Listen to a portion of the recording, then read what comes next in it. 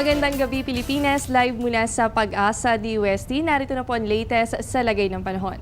Nananatili pa rin po ang tail end of a cold front dito yan sa may extreme northern Luzon. Ganon din po ang pag-iral ng easterlies dito naman po yan sa silangang bahagi ng ating bansa. Kaya po para sa ating forecast ngayong gabi ang Cagayan Valley lamang ang makakaranas ng may hina hanggang sa katamtamang pag-ulan. Dulot po yan ng tail end of a cold front o kung saan nagsasalubong ang mainit at malamig na hangin. Samantala, dito naman po kung saan umiiral ang easterlies, particular po yan dito sa Metro Manila at sa nalalabing bahagi pa ng bansa, asahan po natin ang patuloy na good weather conditions liban na lamang sa mga isolated cases of rain showers and thunderstorms.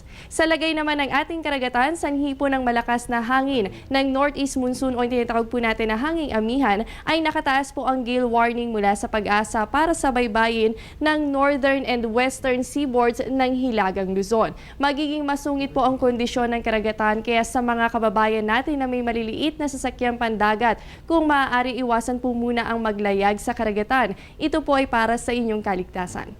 Samantala, magandang balita po dahil ayon kay Pag-asa weather forecaster Alvin Pura, mula sa monitoring ng Pag-asa, wala naman nakikitang posibleng sama ng panahon sa labas man o sa loob ng ating Philippine Area of Responsibility. Kung makikita nyo po, medyo manipis ang kaulapan sa ating Pacific Ocean. Ibig sabihin, magandang panahon po ang aasahan natin sa susunod na 3 araw.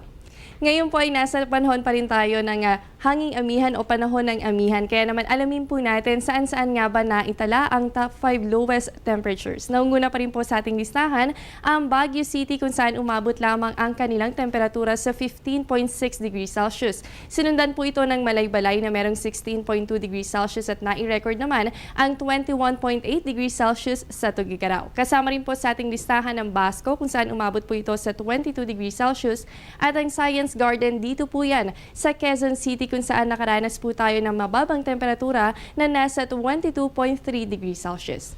Samantala, ngayon po umiiral ang easterly sa bansa. Ano nga ba ang katangian ng hangin mula dito sa silangan? Ito nga po ay isang hangin mula sa silangan na siyang dumadaan po yan sa may Pacific Ocean. So kung makikita nyo po ang Pacific Ocean natin, meron po yan nga mainit na katangian. Kaya naman asahan po natin na ang easterlies, iyan po ay meron din katangian na warm and humid. At dahil po sa mga characteristics na ito, nagiging sanhi po ito ng thunderstorms activity na posibleng magdulot ng mga mahihina hanggang sa katamtamang pag-ulan, lalo na po yan dito sa may silangang bahagi ng ating bansa. At mga kababayan, sa ating astronomical data, bukas po sisikat ang araw 5:58 ng umaga at lulubog naman po yan 5:24 ng hapon. At yan muna ang latest mula dito sa Pag-asa DUST, manatiling nakatutok sa Panahon TV, kung saan walang pinipiling panahon ang pagbibigay impormasyon. Ako po ang inyong nakasama, ang inyong weather body Jessie Basco, na nagsasabing walang dadaig sa taong may alam at laging handa. Magandang gabi.